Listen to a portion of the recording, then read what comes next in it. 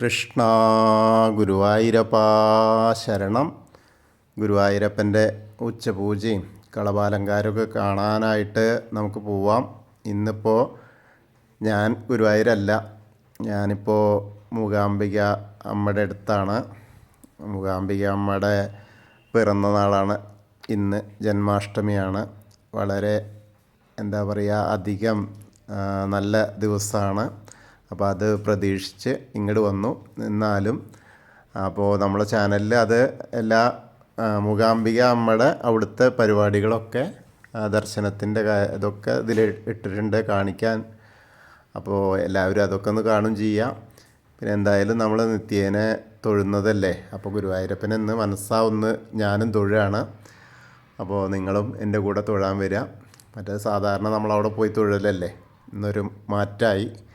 അപ്പോൾ ഗുരുവായൂരപ്പനെ തൊഴുന്ന ഗുരുവായൂരപ്പനും മൂകാംബിക അമ്മയും ഒക്കെ എല്ലാവരും നമുക്ക് നല്ലത് മാത്രം വരാൻ വേണ്ടിയിട്ട് കാത്തിരിക്കുന്ന ദൈവങ്ങളാണ്. അപ്പോൾ നമ്മളെ ഭക്തിയെ തന്നെയാണ് അതിനൊക്കെ ആധാരം. എല്ലായിടത്തും എല്ലാതും ഉണ്ടെന്ന് പറഞ്ഞ മാതിരി എല്ലാം കണ്ണൻ്റെ വികൃതികളും അത് അമ്മയുടെ വാത്സല്യമായിട്ടും ഒക്കെ നമുക്ക് ലഭിക്കും. എന്തായാലും നമുക്ക് ഇന്ന് തൊഴാനായിട്ട് പോവാം. മനസ്സിൽ തൊഴാനായിട്ടാണ്. അപ്പോൾ നമുക്കിന്ന് ആദ്യം തന്നെ മഞ്ജുളാലിനെ ഒന്ന് പോയിട്ട് പ്രദക്ഷിണം വയ്ക്കാം. ആ വെങ്കല ഗരുഡ ശില്പവും അതേപോലെ കുചേലിനെയൊക്കെ കണ്ട് തൊഴുത് നേരെ അത്തിമര ഗണപതി ക്ഷേത്രത്തിൽ വന്ന് ഗണേശനെയും കണ്ട് തൊഴാം. പിന്നീട് നേരെ വന്ന് ഗോപുരവാതിൽ കടന്ന് അകത്തേക്ക് വന്ന് കൊടിമരവും അതേപോലെ വലിയ ബലിക്കല്ലും ഗജരാജൻ കേശവൻ്റെ 2 കൊമ്പുകളും നടുക്കുള്ള ലക്ഷ്മി ദേവീനെയൊക്കെ അഭയഹസ്തമായിട്ടുള്ള ലക്ഷ്മി ദേവീനെയൊക്കെ കണ്ട് തൊഴുത് വാതിൽപ്പടി കയറുക.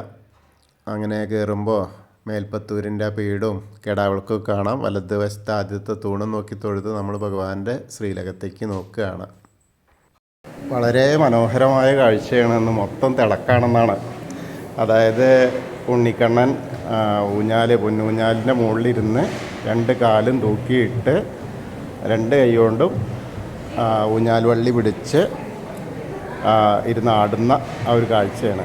അപ്പോൾ കാൽത്തളകൾ അണിഞ്ഞിട്ടുണ്ട്, അതേപോലെ കൈവളകൾ ചാർത്തിയിട്ടുണ്ട്, തോൾവളകൾ അണിഞ്ഞിട്ടുണ്ട്, പട്ടുകോണ കൊടുത്തിട്ടുണ്ട്, അരയിൽ അരമണി കിങ്ങിണിയൊക്കെ ചാർത്തിയിട്ടുണ്ട്.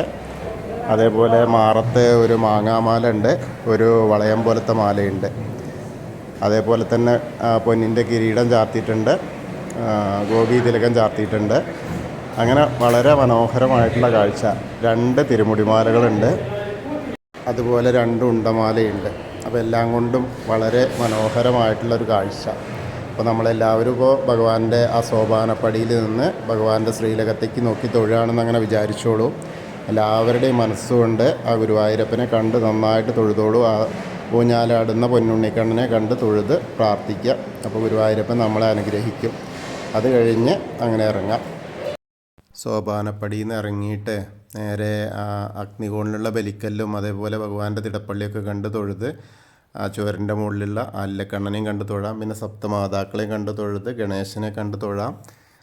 ഏകദന്തം മഹാകായം ദപ്തകാഞ്ചന സന്നിഭം ലംബോദരം വിശാലാക്ഷം വന്ദേഹം ഗണനായകം. അത് കഴിഞ്ഞ് സരസ്വതി അറയ്ക്ക് നോക്കി സരസ്വതി ദേവീനെയും പ്രാർത്ഥിക്കുക. സരസ്വതി നമസ്തുഭ്യം വരദേ കാമരൂപിണി വിദ്യാരംഭം കരിഷ്യാമി സിദ്ധിർഭവതു മേ സദാ. അതിനുശേഷം അവിടുന്ന് ഇങ്ങനെ വന്ന് നേരെ ചെറിയ ഗണേശനെയും മത്സ്യം കൂർമ്മ വരാഹം നരസിംഹം വരെയുള്ള രൂപങ്ങളൊക്കെ കണ്ട് തൊഴുത് നേരെ മേൽശാന്തിര അവിടുന്ന് അർച്ചന പ്രസാദമൊക്കെ വാങ്ങാം. പിന്നീട് വാമനരൂപവും ഗജേന്ദ്രമോക്ഷത്തിൻ്റെ രൂപവും കണ്ട് അനന്തശായിയായ അനന്തപത്മനാഭനെയും കണ്ട് തൊഴുത് നേരെ ശ്രീകോവിലിൻ്റെ പുറകുവശത്ത് വന്ന് സാഷ്ടാംഗം നമസ്കരിച്ച് പിന്നീട് നേരെ മുകളിലേക്ക് നോക്കിയ ഉഗ്രരൂപിയായ നരസിംഹസ്വാമീനെ ആ ഭീഷ്മരെയൊക്കെ കണ്ട് തൊഴുത് അങ്ങനെ ബാക്കിയുള്ള ദശാവതാര വിഗ്രഹങ്ങൾ ശ്രീരാമചന്ദ്രൻ, ബലരാമൻ, ഭാർഗവരാമൻ, ശ്രീകൃഷ്ണൻ, മുരുകൻ ഒക്കെ കണ്ട് തൊഴാം. ഹനുമാൻ സ്വാമിയെ കണ്ട് തൊഴാം, പ്രാർത്ഥിക്കാം. ത്വമസ്മിൻ കാര്യനിര്യാഗേ പ്രമാണം ഹരിസത്തമ ഹനുമാൻ യജ്ഞമാസ്തായ ദുഃഖക്ഷയകരോ ഭവ മനോജവം മാരുതതുല്യവേഗം ജിതേന്ദ്രിയം ബുദ്ധിമതാം വരിഷ്ഠം വാതാത്മജം വാനരയൂഥമുഖ്യം ശ്രീരാമദൂതം ശിരസാ നമാമി. ബുദ്ധിർബലം യശോധൈര്യം നിർഭയത്വം അരോഗത അജാഡ്യം വാക്പടുത്തം ഹനുമസ്മരണാത് ഭവേത്. ഓം നമോ ഭഗവതേ ആഞ്ജനേയായ മഹാബലായ സ്വാഹ. അത് കഴിഞ്ഞ് രാധാകൃഷ്ണ വിഗ്രഹവും കാളിയമർദ്ദന രൂപവും വെണ്ണക്കണ്ണനെയൊക്കെ കണ്ട് തൊഴുത് ഓവിൻ്റെ അവിടെ വന്ന് പ്രാർത്ഥിക്കാം. തൊട്ടടുത്തുള്ള താമരക്കണ്ണനെയും കണ്ട് തൊഴുത് നേരെ കിഴക്ക് വശത്തേക്ക് മുകളിലേക്ക് നോക്കിയാൽ കൊടിമരവും കണ്ട് തൊഴാം. അതേപോലെ മണിക്കിണറും ഭഗവാന്റെ നൃത്താറിയും കിടാവിളക്കൊക്കെ കണ്ട് തൊഴാം.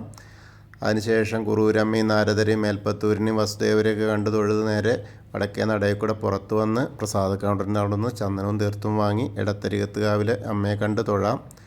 സർവമംഗളമാംഗല്യേ ശിവേ സർവാർത്ഥസാധികേ ശരണ്യേ ത്രയംബകേ ഗൗരി നാരായണി നമോസ്തുതേ.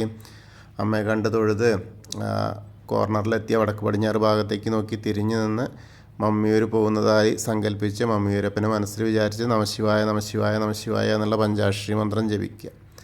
അപ്പോൾ മമ്മിയൂരപ്പൻ്റെ അനുഗ്രഹം കൂടിയും കിട്ടും നമുക്ക്. അങ്ങനെ